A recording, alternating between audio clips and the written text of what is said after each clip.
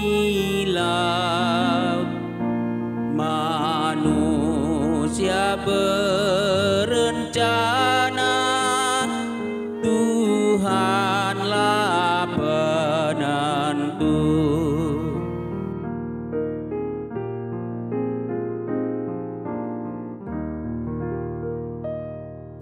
Tungikon hapusanmu Jehovah debatam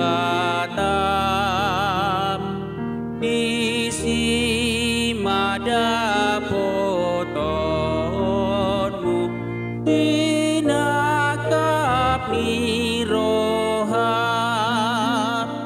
aindang adong gunana nang pehol stoanmu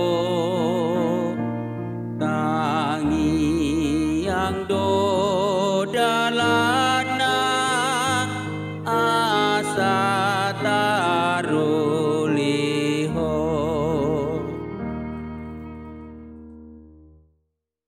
Salam sejahtera Bapak, Ibu, dan Saudara-saudari yang terkasih dalam nama Tuhan Yesus.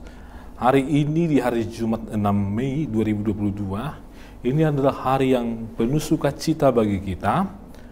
Namun ada baiknya kita menambah sukacita kita dengan mendengarkan firman Tuhan. Mari kita persiapkan hati dan pikiran kita, saudara-saudari. Kasih karunia yang dari Allah Bapa Tuhan kita dan dari Tuhan Yesus Kristus yang menyertai hati dan pikiran saudara-saudari sekalian. Amin. Firman Tuhan bagi kita yaitu yang tertulis dalam 1 Petrus 2 ayat 23. Demikian bunyi firman Tuhan. Ketika ia dicaci maki, ia tidak membalas dengan mencaci maki. Ketika ia menderita, ia tidak mengancam, tetapi ia menyerahkannya kepada Dia yang menghakimi dengan adil. Demikian bacaan firman Tuhan. Bapak, Ibu, dan saudara-saudari, Yesus sebagai Tuhan, Dia pernah dicaci maki atau dibully. Hal ini bisa kita lihat dari proses ketika Yesus akan disalibkan, di mana semua orang mengeluarkan kata-kata yang tidak pantas kepada Yesus, membuli Dia dengan terserah bagi mereka apa yang mau diucapkan. Bahkan Bapak, Ibu, dan saudara-saudari, bulian itu tidak hanya terjadi ketika Yesus disiksa. Ketika Yesus juga memikul salib, bulian itu masih terus berlanjut. Bahkan ketika Yesus dipajang di kayu salib, mereka juga masih tetap membuli. Bahkan ketika Yesus dikubur, bangkit, naik ke surga hingga hari ini, masih tetap saja ada orang yang membuli atau mencaci Tuhan Yesus, ya karena mereka memang tidak percaya kepada apa yang dilakukan oleh Tuhan Yesus itu sendiri. Lalu Bapak, Ibu, dan saudara-saudari, apa yang dilakukan oleh Yesus kepada para pembulinya? Apa yang dilakukan Yesus kepada orang-orang yang mengancam Dia? Apakah Dia punya niat untuk membalaskan caci maki itu atau bulian itu dengan bulian? Atau apakah Tuhan Yesus punya niat untuk mengancam kembali atau mengutuk kembali mereka yang pernah mengancam Dia? Apakah Tuhan Yesus pernah mengancam mereka di masa depan atau di akhirat nanti bagi mereka yang pernah membuli atau mencaci maki Tuhan Yesus? Ternyata kita temukan di Alkitab tidak ada hal itu. Namun yang kita temukan Bapak, Ibu, dan saudara-saudari, bahwa Yesus masih mengeluarkan kata-kata maaf, bahwa Yesus masih mengeluarkan kata-kata berkat, kata-kata yang menyejukkan hati orang, bahkan si pembuli pun sendiri ketika mendengarkan apa yang dikatakan oleh Tuhan Yesus akan tersanjung, akan melihat bahwa apa yang dikerjakan oleh Tuhan Yesus itu sesuatu yang bukan pekerjaan dari manusia. Yang lebih hebatnya lagi Bapak, Ibu, dan saudara-saudari, Yesus menyerahkan segala sesuatunya itu kepada Allah yang maha adil itu.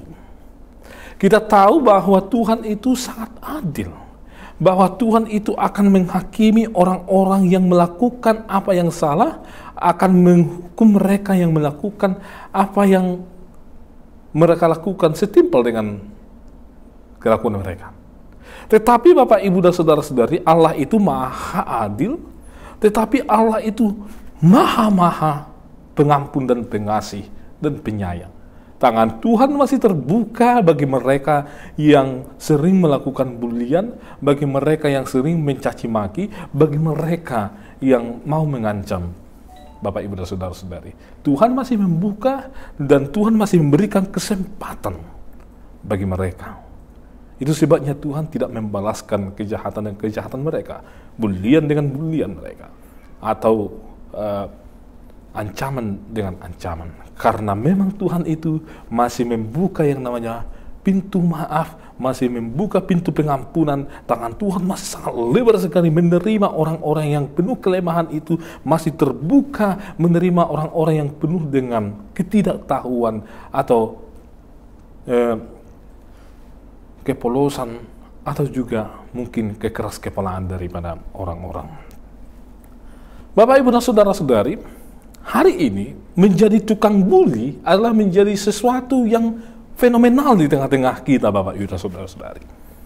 Di mana kalau kita membuka misalnya di media-media kita, di gadget kita membuka aplikasi, kita membaca berbagai komentar-komentar, selalu ada yang suka dengan membuat bulian kepada peristiwa yang dihadapi oleh seseorang, atau kegagalan atau kesalahan yang dilakukan oleh orang lain. Bulian menjadi sesuatu yang sering kita saksikan sekarang ini. Dan Bapak, Ibu, dan saudara-saudari, seakan-akan orang bangga ketika membuli orang lain, ketika dia bisa mengatakan yang sebenarnya itu tidak dilakukan oleh orang tersebut.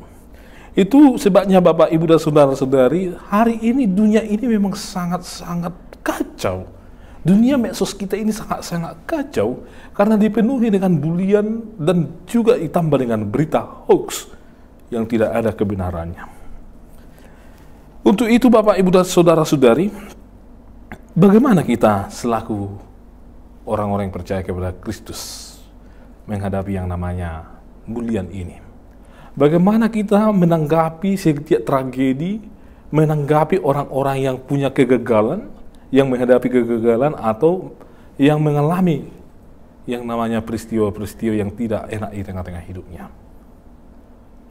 Bagaimana kita menanggapi mereka?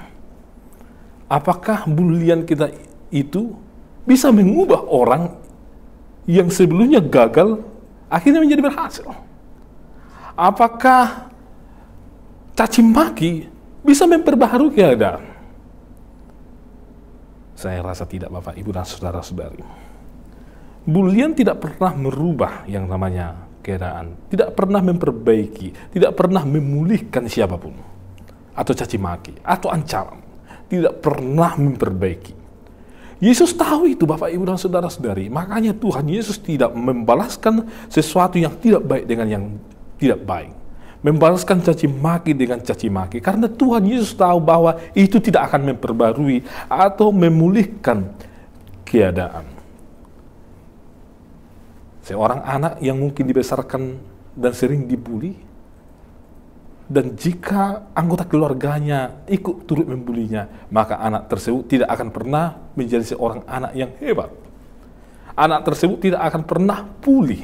Anak tersebut tidak akan menjadi anak yang berkarakter menghadapi atau siap menghadapi tantangan apapun kalau dia dibesarkan dengan bulian. Jadi Bapak, Ibu, dan saudara-saudari, selaku orang-orang percaya kita, bagaimana kita menghadapi, merespon kelemahan orang lain, kegagalan orang lain, peristiwa atau tragedi yang dihadapi oleh orang-orang lain? Yesus, Bapak, Ibu, dan saudara-saudari, justru tidak memilih jalan mencaci maki. Yesus tidak memilih jalan untuk membalaskan ancaman dengan ancaman, tetapi dia menyerahkan segala sesuatunya kepada Allah, karena Allah jauh lebih tahu.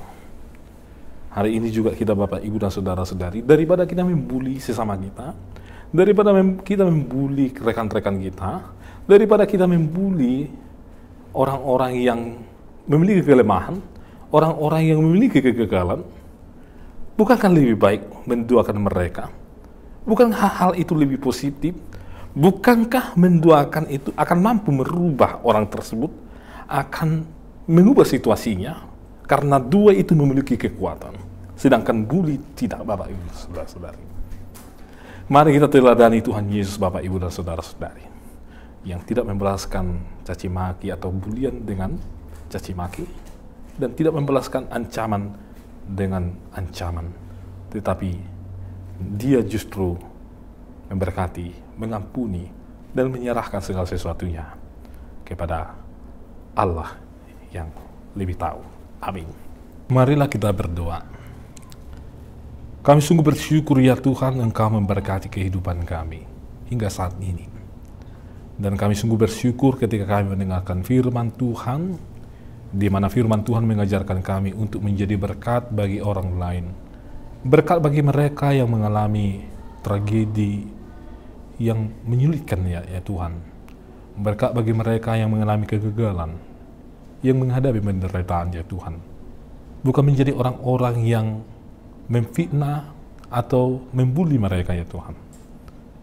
Karena setiap orang pasti akan menghadapi hal-hal yang sulit dan tersulit dalam hidup mereka.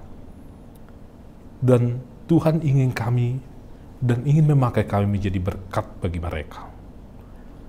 Kami berdoa ya Tuhan, kiranya Tuhanlah yang berkati jemaat Tuhan dimanapun mereka berada.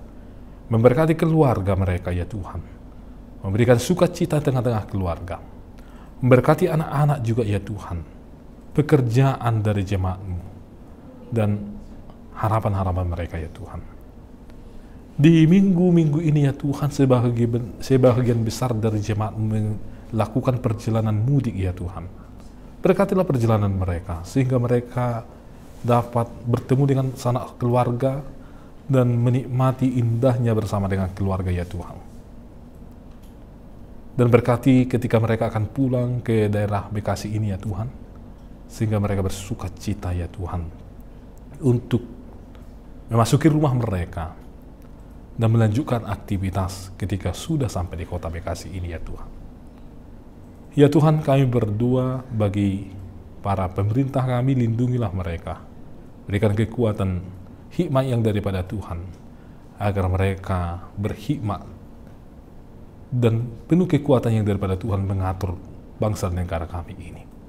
Kami serahkan seluruhnya hidup kami hanya ke dalam tangan Tuhan. Ampunilah kami atas segala dosa dan kesalahan kami, sehingga kami layak di hadapan Tuhan.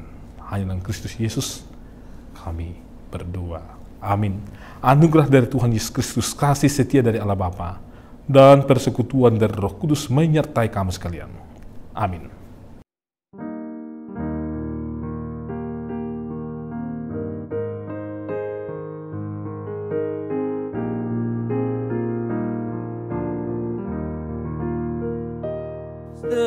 Serahkan semuanya,